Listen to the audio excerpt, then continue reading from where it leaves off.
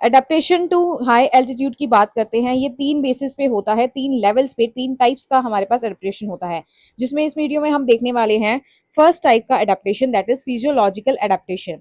अगर हम higher altitudes पे कोई भी ह्यूमन बीइंग जाता है तो वहां पे एयर की डेंसिटी जो है वो रिड्यूस हो जाती है। अब एयर की डेंसिटी रिड्यूस होने की वजह से ऑक्सीजन की डेंसिटी भी रिड्यूस हो जाएगी, क्योंकि ऑक्सीजन भी हमारी एयर में ही प्रेजेंट होता है। तो इस कंडीशन को बोला जाता है हाइपोक्सिक कंडीशन, जहां पे ऑक्सीजन की डेफिशिएंसी देखने को मिलती है। ये साइमुलेट करता है टू द मेडुला ऑब्लंगेटा। ये ब्रेन का एक रीजन है जो रिस्पॉन्सिबल होता है हमारे रेस्पिरेटरी फंक्शन के लिए, तो इसको रेस्पिरेटरी सेंटर भी बोला जाता है। तो ये क्या करता है, इसमें इसको अगर इसने साइमुलेट हुआ तो ये इंक्रीज करता है हमारा ब्रीदिंग रेट को। ब्रीदिंग रेट इंक्रीज होने की वजह से हमारा ऑक्सीजन का प्रेशर यहाँ पे एनहेंस्ड हो जाता है, और क्योंकि हमारा हायर एल्टीट्यूड्स पे ऑक्सीजन का लेवल इनिशियली डिक्रीज हुआ था, तो इसकी वजह से हमारा ऑक्सीजन का लेवल नॉर्मलाइज हो जाएगा। तो ये one type of physiological change है। सेकंड यहाँ पे जो चेंज आता है that is shift of the oxygen dissociation curve to the right.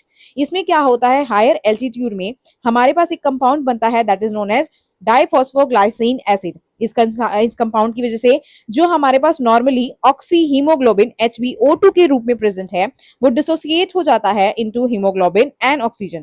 तो ये ऑक्सीजन हमारे पास रिलीज हो गया।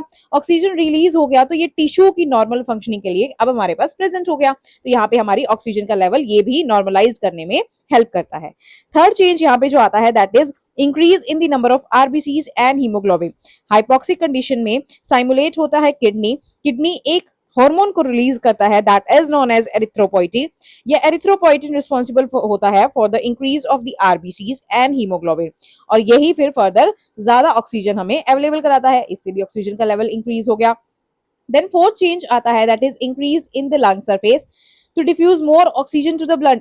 जो लंग की सरफेस है, सरफेस एरिया है, वो इंक्रीज हो जाएगा, तो ज्यादा ऑक्सीजन हमारे पास हमारे ब्लड में अवेलेबल हो जाएगा। It is achieve to the increase breathing rate. Breathing rate increase होने की वजह से और ब्लड कैपिलरीज भी हमारी एक्सपेंड हो जाती है, वो हमारी यहाँ पे एक्सपेंशन हो जाती है, वो खुल जाती है।